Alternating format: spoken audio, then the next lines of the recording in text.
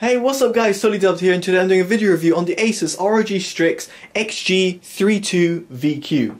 Now this is a massive 31.5 inch monitor that can be found for around £550 on Amazon.co.uk and around $700 on Amazon USA. Links will be down in the description below. Now you might be wondering, that's a lot of money, what do I get for that price?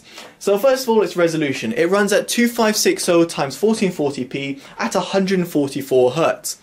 It has a VA panel and a quoted response time of 4 milliseconds. It has a 31.5 inch display, as I mentioned, and a 1800R curvature, which adds a little bit of immersion. It also has AMD FreeSync technology or adaptive sync technology built in as well. In terms of its supported frequencies, that's 48 Hz to 144 Hz. In terms of inputs, you've got DisplayPort, mini DisplayPort, HDMI, and also you've got a 3.5mm jack output for your headphone, and you've got two USB 3.0 ports if you want to use it with your PC for an extra port. Other than that, specs will be down in the description below, so make sure you check them out. So first of all, let's talk about build quality. Now Asus have done a fantastic job over here because they've got a 3-side borderless design which looks fantastic. It's got a small lower bezel, which is kind of surprising on a big screen monitor like this. And it also has lighting underneath, which is quite cool, and lighting at the back. Now the lighting all over the monitors and at the back and underneath can be disabled, and at the back can be fully customized with RGB lighting because it's got an RGB kind of color cycle, like a circle.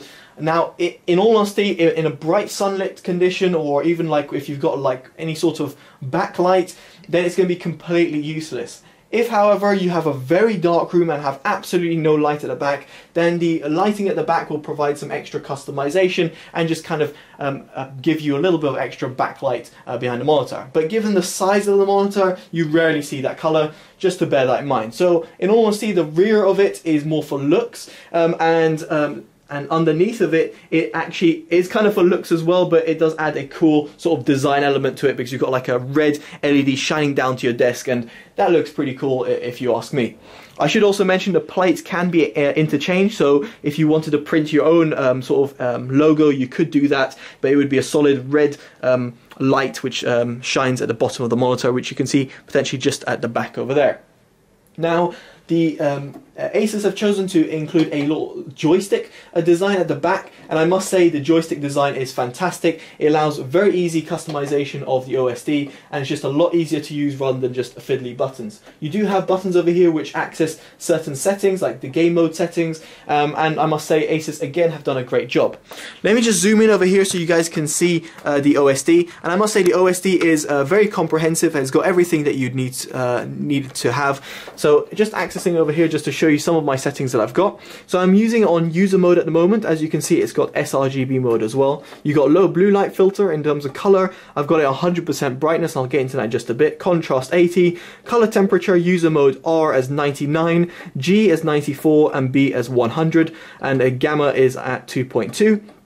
On image, I've got overdrive as level 4, and I'll get into that as well in a bit. You've got Asus's dynamic sort of contrast ratio, and you've got also adaptive / FreeSync, which you'll have to enable if you've got a relevant AMD graphics card. In my case, I'm using on NVIDIA GTX 1080, so I can't actually use this function.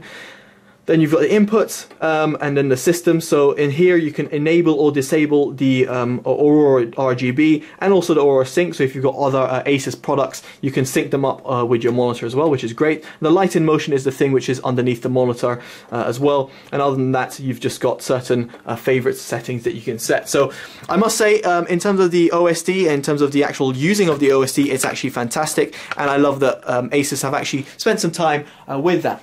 The only thing I didn't like about the build quality, however, was its stand. Now, its stand is very big, and of course it has to support a massive 31.5 inch monitor that can have height adjustment and tilt. However, due to its design, it meant that it doesn't really fit on my my monitor kind of raise over here on my IKEA Friday desk, which is slightly a shame. But that said, I have noticed that with a lot of big screen monitors, such as 31.5 inch and above. So it's to be expected. My desk isn't really made for massive monitors like the sort. 27 inch fits perfectly, 31.5 inch depends on the stand. Anything bigger, then forget it. So just bear that in mind, that if you're going to be getting this monitor, just that you should bear in mind of the stand and how big it is and how like kind of wide it is. It's got like a weird kind of a rotary look, which is the classic Asus ROG look to it. Just bear that in mind. I should also mention at the back, the kind of the stand which holds the whole monitor is absolutely massive. It's a massive chunky little block. I've never seen such a massive chunky thing. That said, you don't really see it, so it's not a big deal, but I just thought to mention it. Now let's talk about its panel quality. So when I first launched up the monitor, the first thing I noticed was it's a little bit dull, and I was wondering, why is it a little bit dull? Now, when I actually put it through a calibrator, I noticed that yes, it is not just my eyes, it is actually the monitor itself. On sRGB mode, it got a 180 CDM2, which is very, very dull. And even on user mode, it hit to around 250 odd, which is again quite low. If I just get the screenshot over here, yeah, it's around 250 CDM2, which to me is a bit too dull if you're going to be using it in a bright sunlit condition or in a bright ambient light like myself, like I usually have quite bright lights in my room. This is just a little bit of a concern because I noticed this the same thing on a Samsung VA panel as well, and therefore it just reduced the experience because I just didn't feel that colors were popping as much, and just generally I wasn't enjoying the scene as much because it's just a bit too dull for my liking. Obviously this can depend on you, but in all honesty that figure is pretty low. Now going through the actual calibrated, the calibration results to see how the calibrator picked up the monitor, it found that the average LTE was around 3.3, which is pretty high for a VA panel of its type, with a maximum of 7.94, and drastically failing in the dark black colors and the grey tones. And it's something I noticed that it wasn't quite accurate when it came to certain darker scenes. So such as if you're playing Batman, you might notice that a little bit grey or a little bit off tone. But when it came to the average color, it's okay. It's not amazing, but it does a decent job for a gaming monitor. Overall, the contrast ratio as well was a little bit disappointing for a VA panel, around 1700 to 1. I expected just a little bit more because IPSs can hit around 1500. I want around 2000 to 2200 for a VA panel. Nevertheless, it's just something to bear in mind rather than something to overly criticize the monitor. So in terms of how it did in terms of the calibration results, I must say it's not amazing, but it does a decent job. It's okay. Flicking through actual real-world images, I felt that my experiences with the calibration versus what I actually noticed in actual real life with my own eyes pretty much summarized the monitor pretty well. The colors were a little bit dull, sometimes a little bit subdued in certain tones, but the contrast ratio is decent given the fact it's got a VA panel, and in terms of the color accuracy, again, it's decent if you are a gamer or just an average user. If you're a video editor or image editor, then you might want to look for something else. That said, it's probably not aimed at a monitor. This monitor is probably not aimed at someone like you anyway. So just have your expectations. One thing that really did surprise me is its uniformity. The brightness uniformity of this monitor is sensational. For a gaming grade big screen monitor like this, it actually does a fantastic job. Throughout the screen, as you might be able to see, it's all green ticks apart from one over here. It actually does a very, very good job in being very uniform throughout the screen. Now, this is pretty rare on a big screen monitor, no matter if it's gaming centric or not. Unless it's a pro grade monitor, you're going to actually find most monitors struggle to have a good brightness uniformity. So good job Asus in that respect.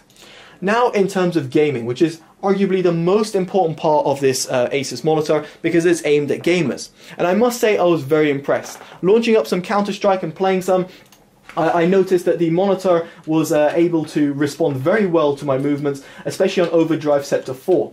Overdrive set to 5, I noticed that there was a lot of inverse ghosting that happens, and yes, you do get a slightly better response time of the monitor, but nevertheless, it's just a little bit disappointing. Its input lag is actually very good. It's pretty low. It's not the lowest I've noticed, but it's pretty low for a monitor of its size.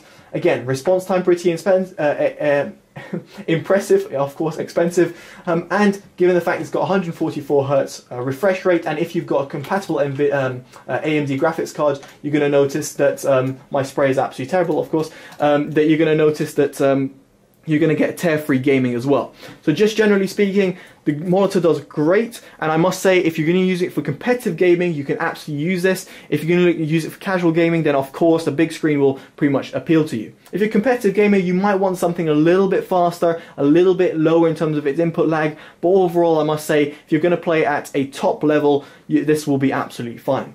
So overall, this monitor does a great job. It's good for gaming, especially for competitive gamers as well.